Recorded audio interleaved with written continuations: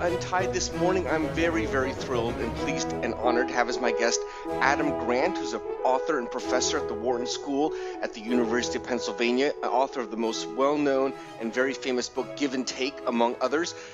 Adam, welcome to the show. Thank you for having me. So, Adam, let me start by asking you, even though I know you're extremely well-known in your field, how do you describe when you're telling somebody what it is you do or what it is you study? How do you describe it? I have no idea. Maybe you can help me figure this out.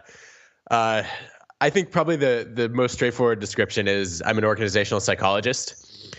So I guess that's that's my training, and it brings together all the different hats that I wear, from writer to speaker to consultant to researcher.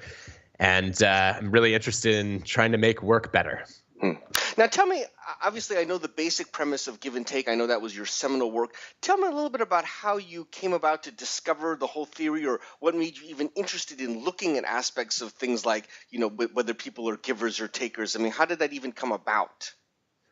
Well, I think one of the key moments for me was I started my career working in advertising, and I was actually still in college. My first real job was doing advertising sales for a series of travel books. And I remember having to call up these clients and try to convince them to increase their advertising packages. And I was so interested in making sure that their small businesses could succeed that I ended up giving these huge discounts, and I gave some refunds from the previous year, making me the only person, I think, in company history who ever lost money that was on the books already from a year ago. And, I guess I was interested in being helpful, but I had failed to align, my desire to help with the goals of my organization. And after, trying to sort of combine generosity and success, I got really curious about how to put those two things together, and was inspired by some people that I thought were remarkably accomplished, but also just surprisingly giving, and wanted to know more about how they managed to do it. So, and how did you go about kind of researching this, or even quantifying in a way? Like, how did you go about just kind of studying this problem or puzzle? Well, that part was actually pretty well handed to me by a bunch of social scientists who, as I started reading through academic research, I was struck that in several different lines of work, these same sort of categories kept coming up. So when you looked at personal relationships, you saw that, some people tended to treat friendships and even marriages as relationships where they were just supposed to give as much as possible. And others were much more interested in keeping score and making sure that everything was even, which is, basically a style that I came to call being a matcher. And then, looking at these behaviors in the workplace, almost the exact same categories had come up, only in addition to, people who are very benevolent and like to give more than they got, and people who are, matching by trading equally. There was this other group of takers who said, I always want to come out ahead. And so I really was building on these bodies of research, trying to draw the different strands together, and then started surveying people on their own preferred styles, getting them rated by their supervisors and their coworkers, and then actually tracking their day-to-day behavior and beginning to connect that to data on success. Now, when you first started studying this problem, was the results that you got or that you discovered consistent with what you observed empirically when you were doing advertising, or was the results actually quite surprising to you? I went in sort of thinking that it was good to be a giver if you were extremely experienced and talented at your job. And it was dangerous if, you weren't off the charts in intelligence and competence. And I kind of thought that was why I had failed trying to be a giver. Was I didn't know what I was doing, and I wasn't, appropriately skilled or trained for the job. And the data actually didn't support that explanation at all. So when I controlled for talent, intelligence, expertise, it actually had nothing to do with whether givers were successful or failed relative to takers and matchers. And that was true across sales, engineering, medicine, a bunch of different fields. It was actually the case that the givers were overrepresented on both extremes of success. So they tended to make up the worst performers and the best performers disproportionately. But it wasn't about talent or ability. It was about strategy. It was about, did they actually figure out how to make smart decisions about who you help, how you help, when you help, and align their ambitions with their desires to serve the interests of others. Now, what's the reason that you decided to go into this field as an academic endeavor as opposed to taking all this great information you learned and going back into business and using it as a secret weapon for yourself? I'm not sure I realized that was an option at the time. But I mean, honestly, by the time that I put all the data together, I was well down the path toward publishing my research and getting tenure. But what really hooked me in this career field was reading a ton of research that I thought could be really relevant to people's lives, and wondering why it was collecting dust in academic journals instead of being available accessibly to people. And having a few professors who really changed the way that I saw the world and wanted to pay that forward as much as possible. So I love teaching. I'm just fascinated by research, and I can't imagine those not being part of my job. So when you talk to people, I mean, when you first started talking about this give and take, or when the book first came out, obviously it resonated really, really well. Why do you think that is? Was it because it was something that people had never thought about, or was it something more like, wow, that's consistent with my experience? I mean, why do you think it resonated so well with people? I think there was a range of reasons. So there were some people who definitely came out and said, yeah, I'd really never thought about this as a style, right? Like, I know I have moments where I'm more generous, and maybe some moments where I'm more concerned with fairness or protecting my own interests. But I didn't realize that as I add up all my interactions, I have a default, and that people actually differ in what their preference is based on their values. But for other people, I think what was so interesting is the number of people that have come to me, and I've had lots of different versions of this conversation, but the standard one is, oh, that's not new. My grandmother told me when I was 6, they're givers and takers.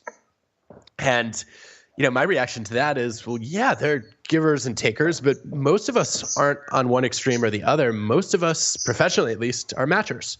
We're playing it safe, and we're saying, look, I'll do something for you if you do something for me.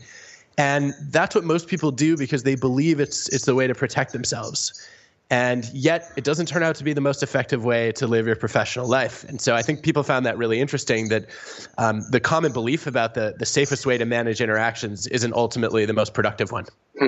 Now, I know you were one of the youngest professors at Wharton, or one of the youngest tenured professors, I forget. But when you first came up with this idea, did the fact that you were so young, or your youth, was that an impediment to your credibility? Did people think, oh, how would you know you haven't been in business for 30 years and all that? Was that an issue at all?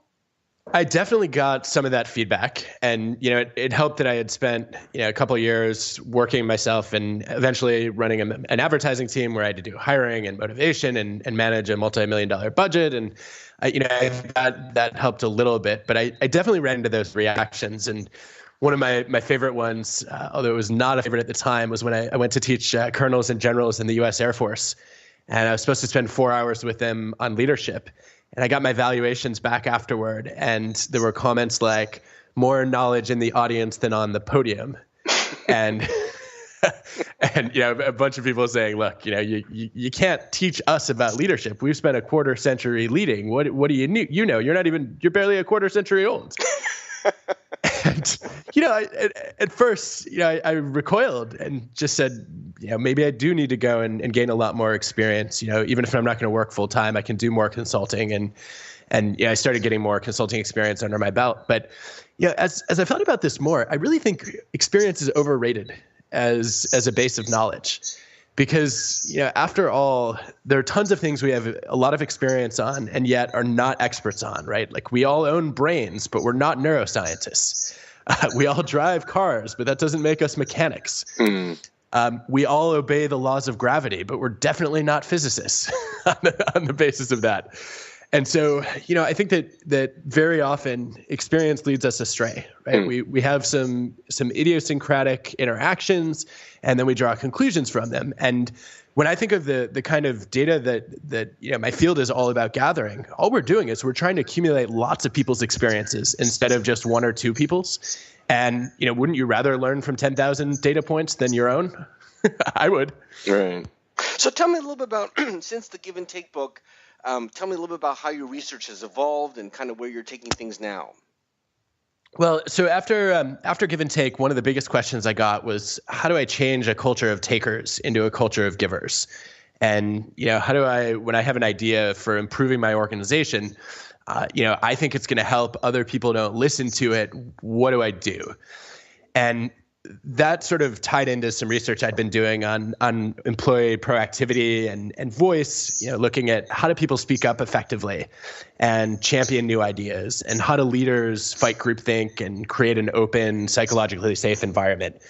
And so I wrote my second book, Originals, on really trying to address those questions of, what do you do after you have an idea? We know a lot about how to be creative. But once you have the idea, how do you know if it's any good, and how do you build a coalition of allies and supporters? And if you're a leader, how do you create an environment that sustains diversity of thought?